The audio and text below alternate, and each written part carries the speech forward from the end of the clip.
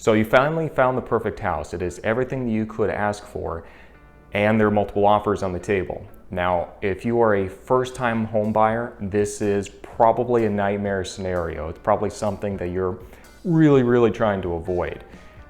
There are ways to actually win though. Myself and my clients have yet to lose in a multiple offer situation. And in this video, I'm going to show you exactly the coaching strategies that we use to make sure that we actually beat the people whose only strategy was to outspend us. So that's coming right up around the corner. Please make sure that you like this video and that you go ahead and subscribe to the channel to receive more information like this. Now, without further ado, let's go ahead and jump into the coaching strategies I use to make sure that we win in multiple offer situations. There really are two mindsets of people when it comes to multiple offer situations when you're the buyer. Number one is we are gonna have nothing to do with this. We're gonna go look somewhere else. We're not even gonna deal with this. And the other side of it is people who become overly anxious and just offer everything that they possibly can to the seller in hopes of winning out.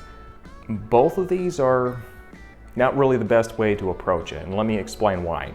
Number one, if you just avoid all of the multiple offer situations, like that's a hard stance, we're never gonna get into a multiple offer situation, what that's going to do is it's gonna essentially relegate you to just finding the second best homes on the market.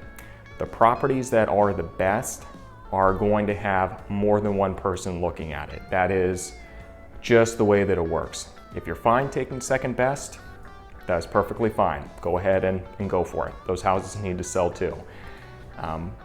You need to understand the second you enter the market as a buyer, you are in competition already. It's kind of like saying if you're in a football game and all the players are out there on the field, the game has officially started, you haven't made contact yet, the game's already started. You've been competing before you actually make contact with somebody, okay? That's the way we need to look at it. And the fact of the matter is, you had a dream with this property and it fits some very specific needs and desires that you guys had. And if it's something that you're wanting, then you need to be ready to fight for it.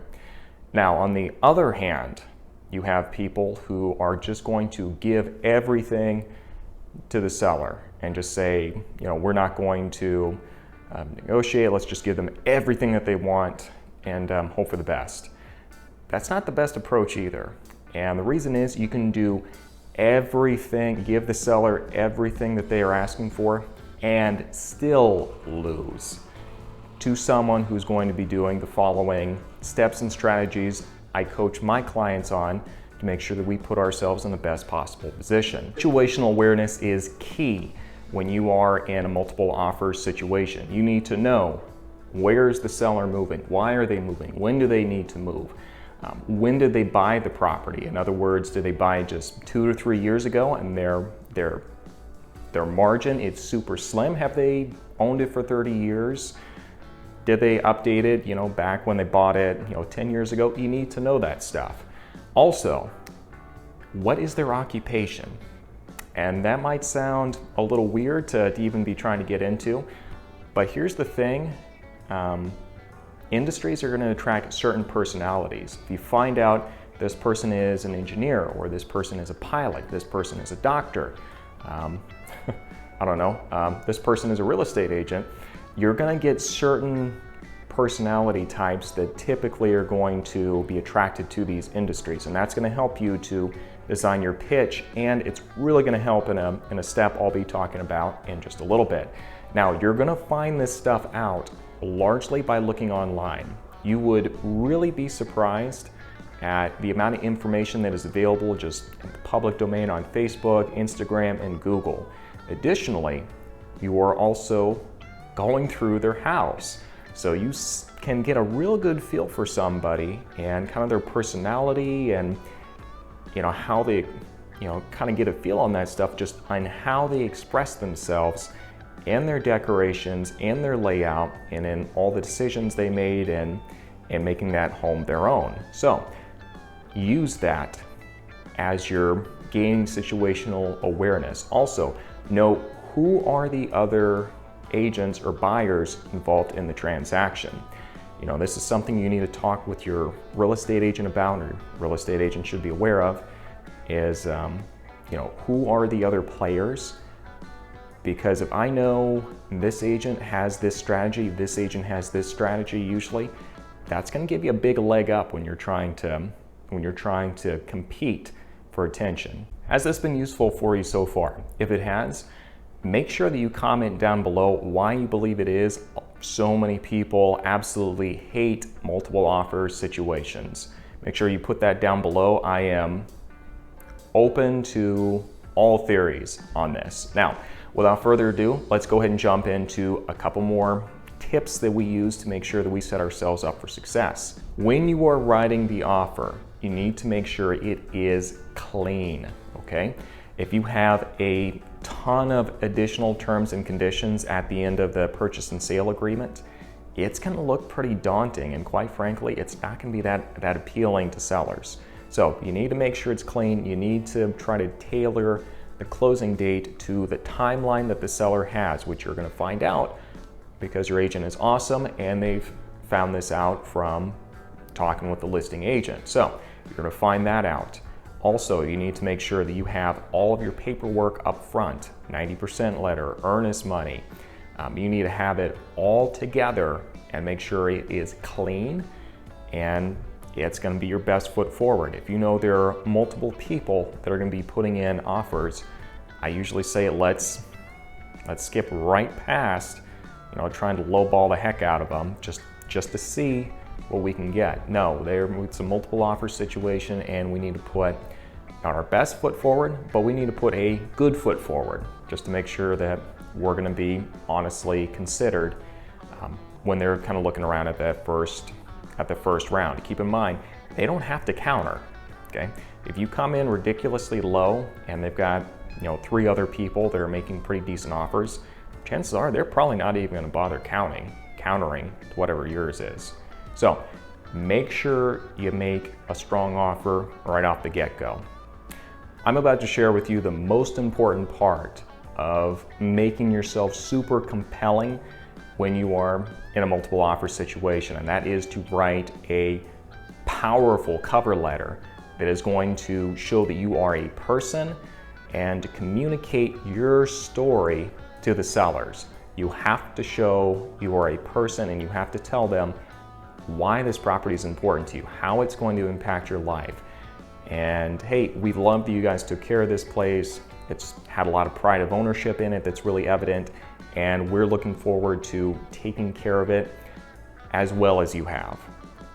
Something like that is going to go a long, long way. And remember what I said before, that it was going to be important to find out what their occupation is. Well, this is really where it becomes important when you're just getting started.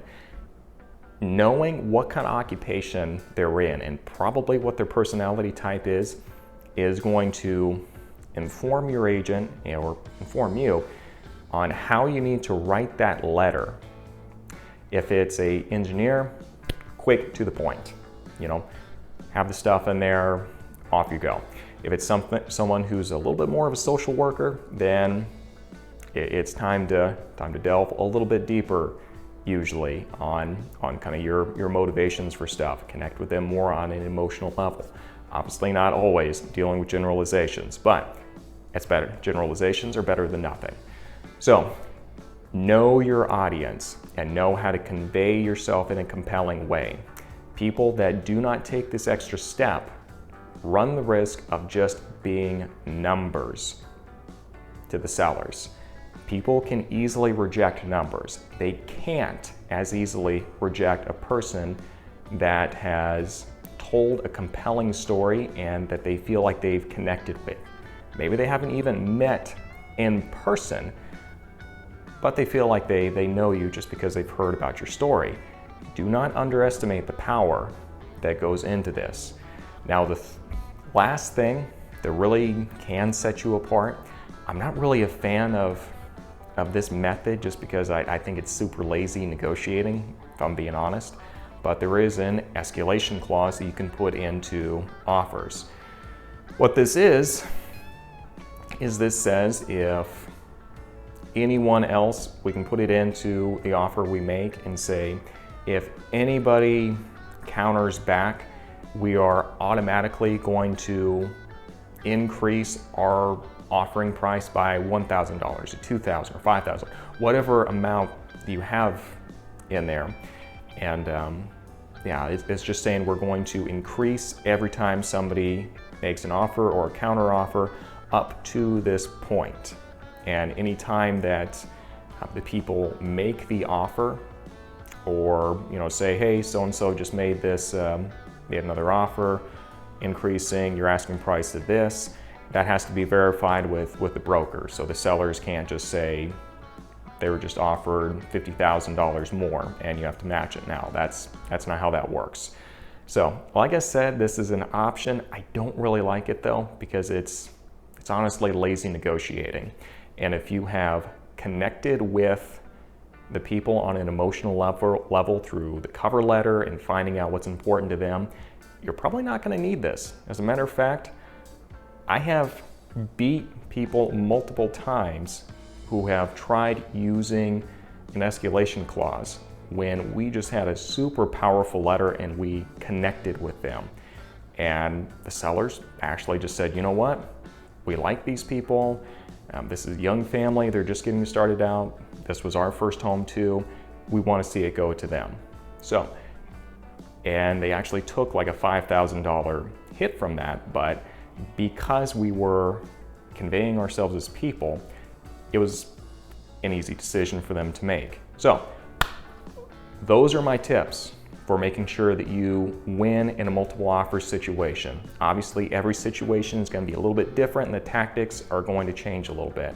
And this is where you need a strong agent who has that situational awareness and can quickly think on their feet to find you the solutions and put you in the best spot to win without necessarily costing you more money.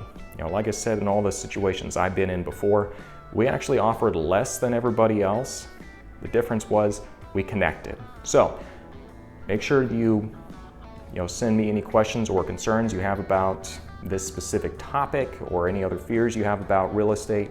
There's always a way around whatever terrible scenario that you're envisioning, because real estate is all about problem solving. If you want to get in contact with me directly, check out my website down below and be happy to help as best I can.